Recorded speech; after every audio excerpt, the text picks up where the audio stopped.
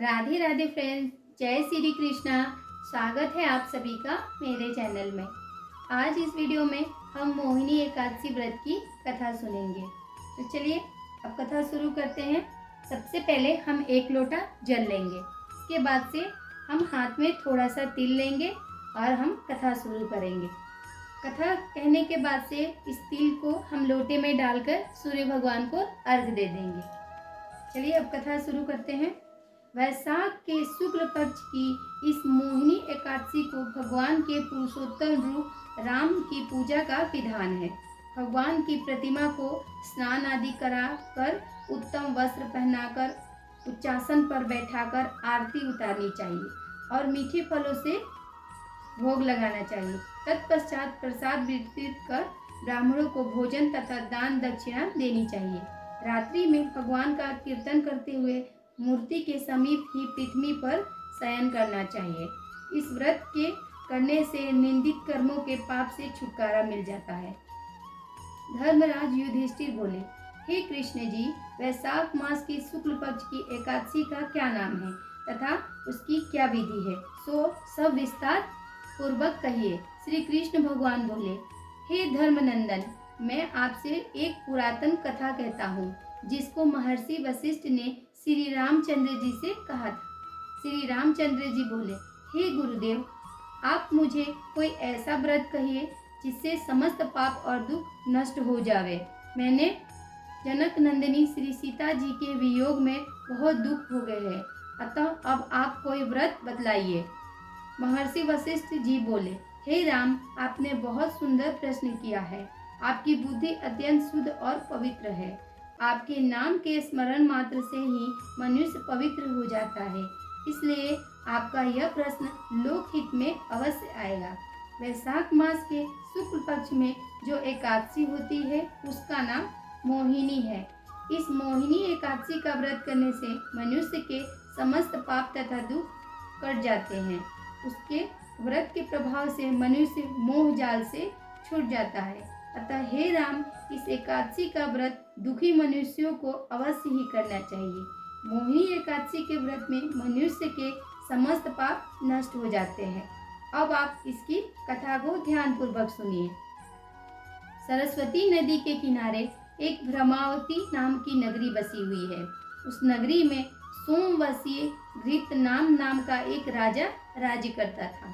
उसी नगरी में एक धन धान्य से पुण्यवान एक वैश्य रहता था। उसका नाम धनपाल था। वह अत्यंत धर्मात्मा तथा विष्णु भक्त था।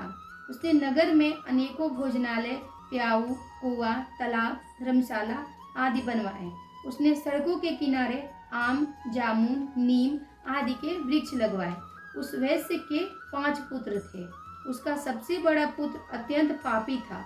वह वेश्याओं और गुंडों की संगति करता था। वह अपना समय जुआ खेलने में व्यतीत करता था। वह दूसरों की स्त्रियों के साथ भोग विलास करता था। वह महान नीच था और देवता पितृ आदि को नहीं मानता था। वह अपने पिता के धन को बुरे व्यसनों में खर्च किया करता था।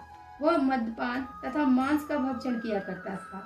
इस पर उसके पिता, भाई तथा कुटुंबियों ने उसे घर से निकाल दिया और उसकी निंदा करने लगे। घर से निकलने के बाद अपने आभूषणों तथा वस्त्रों को बेचकर रहने लगा। धन नष्ट हो जाने पर वेश्याओं ने तथा गुंडों ने भी उसका साथ छोड़ दिया। अब वह भूख और प्यास में दुखी रहने लगा। अब उसने चोरी करने का विचार किया और रात्रि में चोरी करने लगा। एक दिन वह पकड़ा गया, परंतु सिपाहियों ने वैश्य का पुत्र जानकर उसे छोड़ दिया। वह दूसरी बार भी पकड़ा गया और राजा ने उसे कारागार में बंद कर दिया। कारागार में राजा ने उसको बहुत दुख दिए और उसने नगर छोड़ने को कहा। अंत में वह दुखी होकर नगरी को छोड़ गया और जंगल में पशु पक्षियों को मार मार कर खाने लगा। फिर बहेलिया बन गया और धनुष बाण से पशुओं को मारकर खाने लगा। एक दिन वह पापी भूख और प्यास से व्याकुल खाने की चीज में निकल पड़ा और कौटिल्य ऋषि के आश्रम पर जा पहुंचा। इस समय वैशाख का महीना था। कौटिल्य ऋषि गंगा स्नान करके आए हुए थे। उनके भीगे वस्त्रों के छींटे मात्र से इस पापी को कुछ बुद्धि प्राप्ति हुई। वह पापी मुनि के पास जाकर हाथ जोड़कर कहने लगा, हे मुनि, मैंने अपने जीवन में पाप किए हैं। आप उन पापों से छूटने का कोई साधारण और बिना धन का उपाय बताइए। तब ऋषि बोले कि तू ध्यान देकर सुन, तू वैशाख मास के शुक्ल पक्ष की एकादशी का व्रत कर। इस एकादशी का नाम मोहिनी है। इसके करने से तेरे समस्त पाप नष्ट हो जाएंगे। मुनि के वचनों को सुनकर वह बहुत प्रसन्न हुआ और मुनि की बतलाई हुई विधि के अनुसार उसने मोहिनी एकादशी का व्रत किया। हे राम जी, उस व्रत के प्रभाव से उसके समस्त पाप नष्ट हो गए और अंत में गरुड़ पर चढ़ विष्णु लोक को चला गया। इस व्रत से मोह आदि भी नष्ट हो जाते हैं। संसार में इस व्रत से अन्य कोई शेष व्रत नहीं है।